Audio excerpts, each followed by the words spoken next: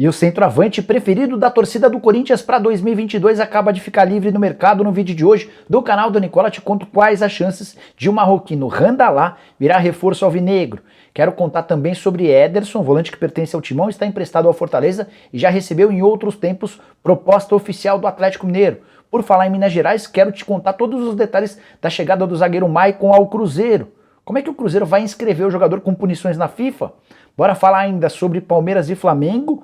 Há quem garanta que a gente vai ter muito mais rubro-negro do que palmeirense no estádio no próximo sábado. Tem ainda informações sobre o São Paulo, que de acordo com o Rogério Ceni vai correr enorme risco de se tornar menor nas próximas temporadas. Por último, mas não menos importante, tudo sobre o diálogo polêmico entre Renato Gaúcho e seu auxiliar. Será que eles tramaram alguma coisa? O que dizem os especialistas em leitura labial? Falo também sobre Neymar, Fluminense Internacional, reforços do Vasco e muito mais.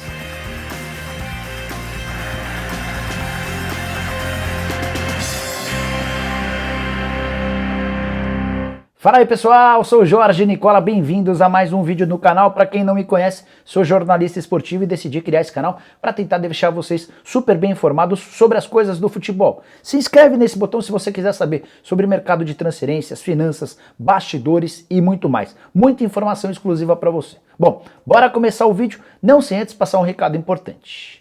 Para você que gosta de jogar sinuca ou bilhar com a família ou com os amigos, mas acha que nunca vai ter a oportunidade de ter uma mesa em casa, você se enganou. É possível se divertir com a sua mesa personalizada, com as cores que você quiser ou até com o escudo do seu time do coração. E quem pode te ajudar a realizar esse desejo é a Carlin Bilhares, empresa que é fabricante, está no mercado há bastante tempo e além de tudo ainda é parceira do canal do Nicola.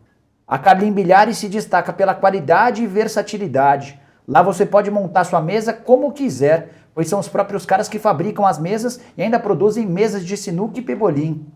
A mesa 2 em 1, de jantar e de bilhar, é muito versátil. Dá uma conferida lá no site. E tem mais. A Carlin Bilhares monta e entrega a sua mesa com frete grátis para 15 estados do país, além do Distrito Federal. Pensa que acabou? Então saiba que é possível parcelar em 12 vezes e você só paga a primeira parcela quando receber a sua mesa em casa. Clique agora mesmo no link que eu vou deixar na descrição desse vídeo para acessar o site da Carlin Bilhares para conhecer a infinidade de produtos e modelos. E usando o cupom Nicola você ainda ganha 5% de desconto em qualquer produto. Tenho certeza que você vai se divertir bastante com a Carlin Bilhares. Agora sim, bora começar o giro de notícias com o Neymar, que mais uma vez passou em branco. Derrota do PSG para o Manchester City nessa quarta-feira e o Neymar está se aproximando de um ano sem marcar gols na principal competição europeia. A última vez que ele balançou as redes foi em 9 de dezembro, quando ele fez um hat-trick, 3 gols, contra o Istambul Başakşehir. Desde então são 8 jogos e se ele não marcar na próxima rodada, vai alcançar um ano sem marcar gols na Champions, algo que nunca ocorreu na carreira dele. Bora voltar para o futebol brasileiro para falar a respeito da vitória do Fluminense por 1-0 contra o Inter. Gol no comecinho do jogo, em cobrança de pênalti, o Fred bateu e marcou. E o torcedor do Fluminense teve a oportunidade de assistir ao time ultrapassando o Colorado na tabela de classificação.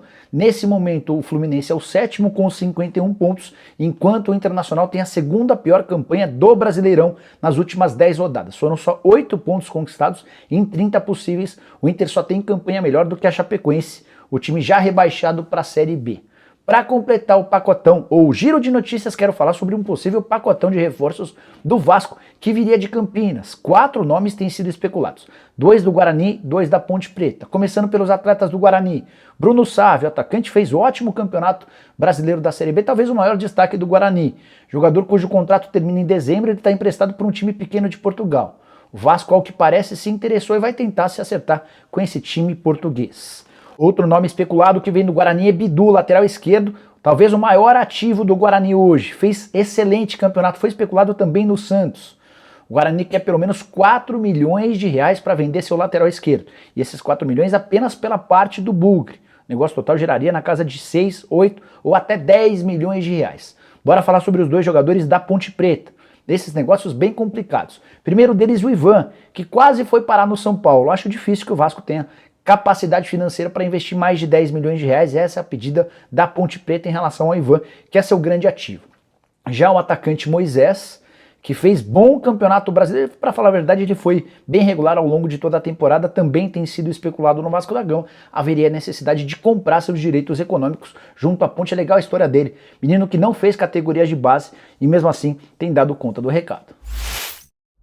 Bora falar agora sobre a final da Libertadores da América. Tá chegando Palmeiras e Flamengo, Flamengo e Palmeiras. Os dois times, inclusive, já estão em Montevidéu, assim como vários torcedores.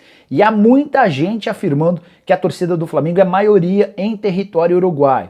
Já havia contado para vocês há coisa de 10 dias que os dirigentes rubro-negros previam pelo menos 60 a 65% do estádio ocupados por torcedores rubro-negros. Mas a nova previsão é ainda mais otimista. Há quem especule que o Flamengo possa ter até 80% do público, com os palmeirenses ficando com apenas 20%. Quase todos os ingressos à disposição de rubro-negros já estão encerrados, ainda há entradas para palmeirenses. Antes de mudar de assunto, só contar que na noite dessa quarta-feira, 9 ônibus saíram do Rio de Janeiro, de uma das torcidas organizadas do Flamengo, rumo a Montevidéu, viagem de 2 dias. Os caras chegam na sexta e no sábado assistem a partida, a grande decisão da Libertadores. Gosta de notícia exclusiva? Então bora para mais uma. Ederson, que faz grande campeonato brasileiro pelo Fortaleza, mas pertence ao Corinthians, já recebeu proposta oficial do Atlético Mineiro. Para falar a verdade, foram 2 as ofertas. A primeira delas, quando o Ederson estava saindo do Cruzeiro, ele foi à justiça para tentar a rescisão do contrato, o Atlético demonstrou interesse. Mas o Corinthians acabou levando o Ederson, o staff do jogador entendeu que não seria bacana ir à justiça e trocar o Cruzeiro logo pelo grande rival. Pouquinho mais tarde, alguns meses mais tarde, ainda no ano de 2020, a pedido de Jorge Sampaoli, o então técnico do Galo, o Atlético Mineiro fez uma proposta oficial de 5 milhões de euros ao Corinthians para a compra do Ederson. Era um pedido do Sampaoli, o Ricardo Guimarães, que é torcedor declarado do Atlético e patrocinador do clube, é quem bancaria a operação num primeiro momento. Mas o Corinthians entendeu que esses 5 milhões de euros eram pouco. O Ederson terminou a temporada em baixa e nesse ano foi emprestado ao Fortaleza. A pedida alvinegra nessa temporada ou nesse momento é de algo na casa de 8 milhões de euros ou mais de 50 milhões de reais. Jogador de 22 anos de idade, de fato, temporada espetacular. Cheguei a contar para vocês outro dia que o Rogério Ceni, técnico do São Paulo, chegou a indicá-lo pro tricolor, mas o São Paulo não tem capacidade financeira para fazer tamanho investimento. Bora falar sobre a grande novidade da quarta-feira. Maicon, zagueiro de 33 anos de idade, é o primeiro reforço do Cruzeiro para 2022. O anúncio não foi feito de forma oficial, até porque o Cruzeiro ainda precisa resolver questões com a FIFA. Ele tem 2 punições da principal entidade do futebol. Essas 2 punições são por causa de dívidas que totalizam 13 milhões de reais. Então, enquanto o Cruzeiro não pagar essas dívidas, não vai ter autorização para registrar o Maicon. Mas o zagueiro, ex-São Paulo, já foi avisado de que tudo será normalizado e ele vai poder chegar. Baita de um alento para o torcedor do Cruzeiro, que se acostumou com reforços bem modestos nos últimos meses e anos. Vanderlei Luxemburgo tem dito que vai se montar um Cruzeiro mais forte. E a impressão que eu tenho é de que a chegada do Maicon já está associada à transformação do clube em time-empresa e, por consequência, também com a capacidade de atrair investimento estrangeiro. Só dessa maneira o Cruzeiro conseguiria bancar o salário do Maicon. Ao longo desse ano, ele rescindiu seu contrato com o Al Nassr na metade do ano, chegou a ter conversas com o São Paulo, mas pedia cerca de 600 mil reais por mês. Maicon deve ter baixado sua pedida, mas o Cruzeiro também deve ter pago ou oferecido muito mais do que tem pago para o atual elenco. O Cruzeiro tinha uma folha salarial de 4 milhões de reais ao longo dessa Série B. Só antes de mudar de assunto, além dos 13 milhões de reais que o Cruzeiro deve, por conta de 2 punições na FIFA, a Raposa ainda vai precisar de mais 27 milhões de reais nos 2 próximos meses, porque é uma série de outras dívidas também na FIFA que vão vencer se o Cruzeiro não fizer o pagamento. Vai sofrer mais punições. Bora falar sobre Randalá, atacante marroquino, eleito pela torcida do Corinthians como principal alvo para a próxima temporada. A história do Randalá é super curiosa. Antes, deixa eu só contar que nessa quarta-feira ele teve seu contrato rescindido com o Al Nassr.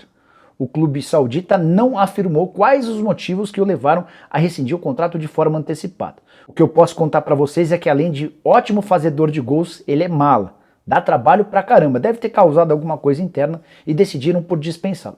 E a notícia fez com que o torcedor do Corinthians se enchesse de esperança em relação à possibilidade dele pintar por aqui. A história do Randalá no Corinthians começou por causa da torcida. Algum corintiano achou o perfil do Randalá interessante e começou a divulgar nas redes sociais. Outros corintianos gostaram e fizeram um enorme mutirão. Essa informação do desejo dos torcedores em relação ao Randalá chegou ao atacante marroquino lá na Arábia Saudita.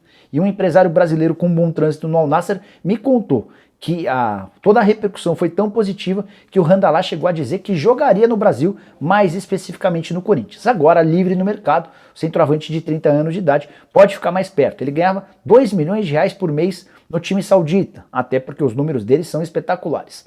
107 jogos e 112 gols. Ele tem mais gol do que jogo pelo Al Nassr. Outra coisa importante, além dos gols todos, eram 24 assistências. Mas, dentro do Corinthians, seguem afirmando que o Randallah não faz parte dos planos. Eu acho que não custa nada observar, né? O Corinthians tem o Cifute, um centro de inteligência do futebol, com uma série de pessoas que são pagas para procurar jogadores, perfil interessante, de um jogador experiente, que marca muito gol. Ah, Nicola, mas está jogando num futebol bem menos competitivo. Tá bom, vocês lembram do Emerson Sheik? Quando ele volta também do mundo árabe, era olhado com uma enorme desconfiança. Se tornou ídolo do torcedor corintiano e foi super decisivo na conquista da Libertadores. Bora falar sobre uma polêmica pesada das últimas horas, depois de uma matéria publicada pela RBS, que é afiliada da Globo no Rio Grande do Sul, constataram, para mim de forma equivocada, que o Alexandre Mendes, o auxiliar técnico do Renato Gaúcho, procurou o treinador do Flamengo durante a partida entre Flamengo e Grêmio para sugerir a saída do Vitinho. A frase descrita por torcedores do Flamengo a partir da leitura labial era a seguinte: é hora de tirar o Vitinho, antes que ele faça outro. O Flamengo já vencia por 2-0, todo mundo sabe da ligação do Renato Gaúcho e do Alexandre Mendes com o Grêmio. Eles foram ídolos do tricolor gaúcho até outro dia. É muito claro, muito fácil constatar que a primeira parte da frase é de fato essa: é hora de tirar o Vitinho. E de fato, alguns minutos depois o Vitinho era substituído. Mas essa segunda parte, que é a parte mais importante da frase, antes que ele faça outro, está completamente fora do contexto. Eu até entrei em contato com um especialista em leitura labial, ele não pôde cravar o que foi dito nessa segunda parte da frase, até porque a qualidade da imagem é ruim e passa uma pessoa na frente. Mas essa pessoa que faz leitura labial me assegurou que não se trata dessa frase de antes que ele faça outro. Essa frase está fora do contexto, ela foi criada por algum torcedor que queria causar tumulto, que queria causar confusão. A possibilidade de ter beneficiado o seu ex-clube já havia irritado o Renato Gaúcho na entrevista pós-jogo. Uma jornalista da ESPN chegou a perguntar sobre o assunto e ele ficou bastante ofendido. É difícil ver o Renato Gaúcho chateado, irritado com alguma coisa. Então, repito, ouvi um especialista em leitura labial, ele garante que a primeira parte da frase é hora de tirar o Vitinho existe, mas antes que ele faça outro, essa parte não está correspondendo àquilo que foi dito. Essa pessoa não é capaz de cravar qual é a frase, mas não é antes que ele faça outro. A impressão que eu fiquei, aí não é desse profissional de leitura labial, mas a que eu fiquei é de que o Alexandre Mendes faz menção a poupar o Vitinho de olho no próximo jogo, até porque o Vitinho pode ter bons minutos na partida contra o Palmeiras, que vale a final da Libertadores. Quero fechar o vídeo falando sobre o São Paulo, que só empatou em 0-0 com o Atlético Paranaense diante de 43 mil pessoas no Morumbi na noite dessa quarta-feira. São Paulo foi melhor do que o Atlético durante quase todo o jogo, criou várias oportunidades, mas segue esbarrando na falta de pontaria. São Paulo que tem um dos piores ataques do Campeonato Brasileiro. O grande lance, o lance mais polêmico desse jogo foi no comecinho da partida, quando o Reinaldo fez uma falta muito forte no Renato Kaiser, falta para cartão vermelho. Pedro Voaden deu só cartão amarelo e o árbitro de vídeo, ao que tudo indica, não o chamou para revisão. O torcedor do Atlético e os dirigentes, assim como membros da comissão técnica e até os jogadores ficaram revoltados, era lance de fato para cartão vermelho. Exceção a esse lance, São Paulo foi melhor do que o Atlético, mas não conseguiu a vitória, que mantém Atlético Paranaense e São Paulo sob o risco de rebaixamento. São Paulo, nesse momento, tem 5 pontos de vantagem em relação ao Bahia, que é o primeiro time no Z4. Só que o Bahia tem um jogo a menos, se vencer esse jogo a menos, diminui a distância para apenas 2 pontos. Vale a lembrança de que o São Paulo não pode terminar empatado com quase nenhum desses times na parte de baixo da tabela, porque o primeiro critério de desempates é vitória, e o São Paulo tem menos vitórias do que os seus concorrentes. Mas, para o torcedor do São Paulo, pior do que continuar ameaçado de rebaixamento deve ter sido ouvir o Rogério Ceni. O treinador está muito preocupado com o futuro do clube. Dá uma olhada nas frases que eu separei. Abre aspas. Não é de agora que o problema vem. O São Paulo ganhou 9 jogos em 34. Acho que está na hora de todo mundo entender a realidade do clube. Vai ser um final de ano difícil. E serão anos difíceis para o São Paulo, com qualquer profissional que esteja aqui ou com qualquer diretoria. O Rogério prossegue. Acreditem no que eu estou falando. É um momento crítico da história do clube. Para quem viveu aqui 26 anos, o momento é difícil. Só para lembrar que o São Paulo deve cerca de 600 milhões de reais, tem enorme dificuldade em captar novas receitas, não tem conseguido manter os direitos de imagem dos atletas em dia, herdou uma série de dívidas extremamente complexas de serem pagas por Leco, Raí e Alexandre Pássaro, e para o ano que vem já está muito claro, dito pelos próprios dirigentes do São Paulo, que os reforços serão pontuais, baratos, que cheguem com baixo custo. São Paulo, de fato, parece cada vez mais distante de Flamengo, Atlético Mineiro e Palmeiras. Bom, pessoal, eram essas as informações que eu queria dividir com vocês no vídeo de hoje do canal do Nicola. Espero que vocês tenham curtido o vídeo e deixem like. Quem ainda não se inscreveu, aperta esse botãozinho vermelho. Tenho só mais 2 recados. O primeiro deles, pedir para que vocês continuem se inscrevendo no canal de cortes do Nicola. Vou deixar o link na descrição, tá bom? Outra coisa, programa do Nicola ao vivo nessa quinta-feira, logo depois do jogo do Corinthians, às 10 horas da noite, estaremos aqui para bater papo. Fechado? Abraço e boa quinta. Tchau!